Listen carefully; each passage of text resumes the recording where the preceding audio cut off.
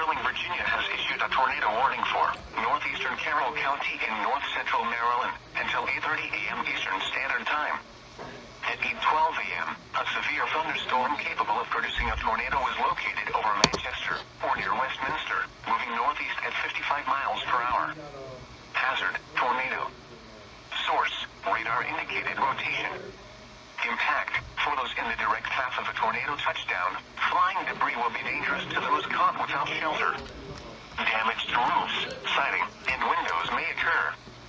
Mobile homes may be damaged or destroyed. Tree damage is likely. This tornadic thunderstorm will remain over mainly rural areas of northeastern Carroll County, including the following locations: Lightboro and Millers. Take cover now. Move to a basement or an interior room on the lowest floor of a sturdy building. Avoid windows. If you are outdoors, in a mobile home, or in a vehicle, move to the closest substantial shelter and protect yourself from flying debris.